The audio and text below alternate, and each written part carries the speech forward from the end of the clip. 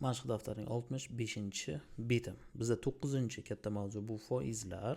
Bulardan bir butunning qismlari, demak, mavzu bor va uning masalalarini yechishni boshlaymiz.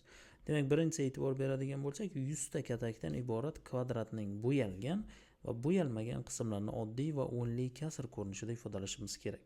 Demak, bizda shakl berilgan, A shakliga e'tibor beramiz. Bunda oddiy kasr va o'nli kasr ko'rinishida yozishimiz kerak bo'ladi.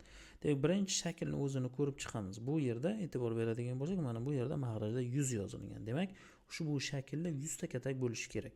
Demak, birinchi qatorni nechta katakdan iborat ekanligini sanaymiz. 1, 2, 3, 4, 5, 6, 7, 8, 9, 10 ta ekan va bundan nechta qator bor? 1, 2, 3, 4, 5, 6, 7, 8, 9, 10 ta.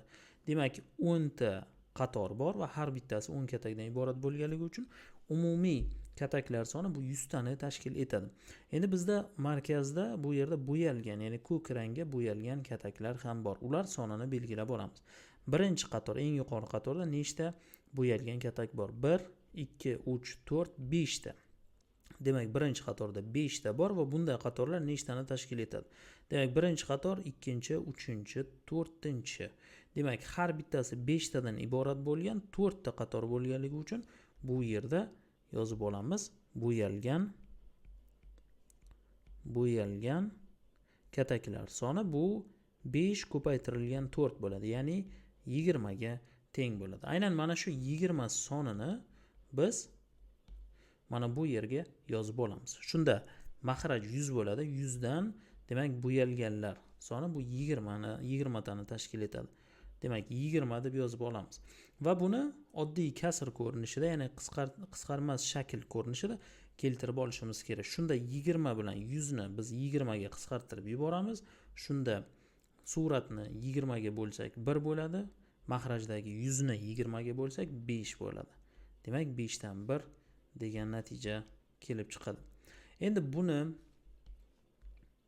o'nli kasr ko'rinishida yozishimiz uchun keling 5 dan 1 ni yozib olamiz. Surat va mahrajini biz 2 ga ko'paytiramiz. Shunda mahrajda demak, ya'ni pastda 5 ko'paytirilgan 2, yuqorida esa 1 ko'paytirilgan 2 bo'ladi. Shunda bu 10 dan 2 bo'ladi. 10 dan 2 ni o'nli kasr ko'rinishida yozsak 0.10 dan 2 degan javob bo'ladi. Buni ham belgilab oldik va pastda bizda bo'yalmagan qismi bor. Biz bo'yalganlarning sonini topdik, bu 20 ta. Umumiy kataklar bu yerda 100 ta bo'lsa, bo'yalmaganlar nechtani tashkil etadi? Yozamiz. Bo'yalmagan. Bular umumiy 100 tadan ayiramiz bo'yalganlar soni, ya'ni 20 tani ayirib tashlaymiz. Bu 80 tani tashkil etadi. Demak, bo'yalmaganlar 80 ta bo'lsa, umumiysi 100 ta bo'ladigan bo'lsa, bo'yalmaganlarning qismi 100 dan 80 deb yozilinadi. 100 dan 80 deb yozib olamiz. Endi bu yerda biz bularni qisqartirib, demak, kasr ko'rinishida, oddiy kasr ko'rinishida yozishimiz kerak. 100 bilan 80 ni biz 20 ga qisqartirib yuboramiz. Shunda 5 dan 4 kelib chiqadi. Chunki 80 ni 20 ga bo'lsak 4 bo'ladi, 100 ni 20 ga bo'lsak 5 bo'ladi. Demak, 5 dan 4 degan javob kelib chiqadi. Va buni o'nli kasr ko'rinishida yozishimiz kerak. 5 dan 4 ni teng deymiz. Surat va mahrajiga 2 ni ko'paytiramiz. Shunda 5 ko'paytirilgan 2, 4 ko'paytirilgan 2 bo'ladi. Bu 10 dan 8 ga teng. Yoki o'nli kasr ko'rinishida yozsak 0.10 dan 8 degan javob kelib chiqadi. Buni belgilab olamiz. Va B shakliga o'tamiz. B shaklda nechta kataklar borligini birinchi sanaymiz. Demak, birinchi qatorda nechta katak bor, shuni sanab olamiz. 1, 2, 3, 4, 5, 6, 7, 8, 9, 10 ta. Demak, bu qatorlarda nechta? 1, 2, 3, 4, 5, 6, 7, 8, 9, 10 ta. Demak, umumiy bu yerda kataklar 10 ta qatorni va har bittasi 10 ta katak bo'lsa 10 kere 10 ya'ni 100 bo'ladi. Ya'ni shuning uchun mana bu yerda mahrajda 100 yozilgan. Endi bo'yalgan soha mana bu yerda bor, bo'yalgan kataklar va mana bu yerda ham bor. Bular nechtani tashkil etadi sanab olishimiz kerak. Ya'ni birinchi qatorda nechta bo'yalgan? 1, 2, 3, 4, 5 ta va bu qatorlarda nechta? 1 ta, 2 ta, 3 ta, 4 ta, 5 ta. Demak, 5 ta qator va har bittasi 5 ta bo'lganligi uchun 25 ta bo'ladi. Chunki bu 5 kira 5 ni tashkil etadi. Demak, bu yalgan teng bo'ladi 5 ko'paytirilgan 5 plus qo'yamiz, chunki bizda bo'yalgan soha pastda ham bor. Buning bir qatorda nechta bor? 1, 2, 3, 4, 5. Bunda ham 5 ta va qatorlar soni 1, 2, 3, 4, 5 ta. Bu ham 5 kira 5 bo'ladi. 5 ko'paytirilgan 5 bo'ladi. Teng 5 kira 5 25, bunga yana 5 kira 5 25 ni qo'shamiz, natijamiz 50 bo'ladi. Demak, bo'yalganlar soni bu 50 tani tashkil etganligi uchun biz aynan mana bu yerga 50 tani yozamiz. Shunda 100 dan 50 javob bo'ladi. 100 dan 50. Va bu yerda biz ularni qisqartirib oddiy kasr ko'rinishida yozishimiz kerak. Shunda surat va mahrajlarni 50 ga bo'lib yuboramiz. 50 ni 50 ga bo'lamiz, 1 bo'ladi. 100 ni 50 ga bo'lamiz, 2 bo'ladi. Va javob shunda 2 dan 1 degan javob kelib chiqadi. Ya'ni 2 dan 1 degani o'zi bu yarim degani.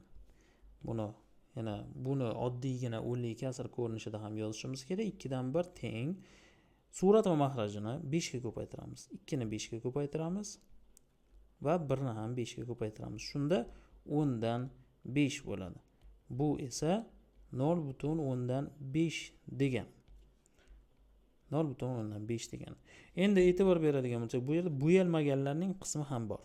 Endi oddiygina javobni topib qo'ysak ham bo'ladi. Ya'ni bo'yalgan qism bu 2 dan 1, uning teng yarmi bo'lsa, bo'yalmagan qismi qolgan teng yarmi bo'lishi kerak. Ya'ni 0,5 bo'lsa, bo'yalmagan ham 0,5 bo'lishi kerak.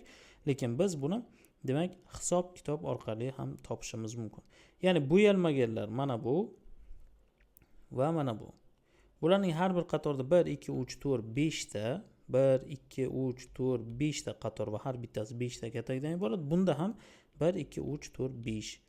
5 ta katak bo'yalmagan, bunaqa qatorlardan 1, 2, 3, 4, 5 ta. Ya'ni pastdan yozib olsak bo'ladi. Bo'yalmagan.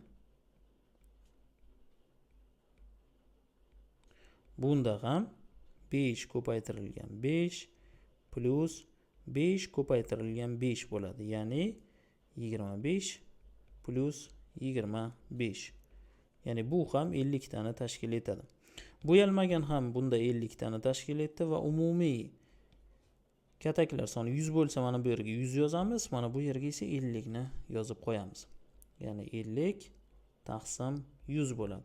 Surat va mahrajini 50 ga qisqartirib yuboramiz, 1 taqsim 2 bo'ladi. Ya'ni biz aytgandaqa demak yarim kelib chiqadi va uni o'nli kasr ko'rinishida ham yozib olsak bo'ladi. 1 taqsim 2 ni surat va mahrajini 5 ga ko'paytiramiz. 2 ko'paytirilgan 5, 1 ko'paytirilgan 5. Bu 10 dan 5 degani. Ya'ni uni o'nli kasr ko'rinishida yozsak 0,5 bo'ladi. Ya'ni bu yarim degani. Va bunda ham javoblarni belgilab oldik. Bunda bo'yalganlar va bo'yalmaganlar bir xil 1 taqsim 2 ni tashkil etdi. Ularni o'nli kasr ko'rinishida 0,5, 0,5 ko'rinishida yozib oldik.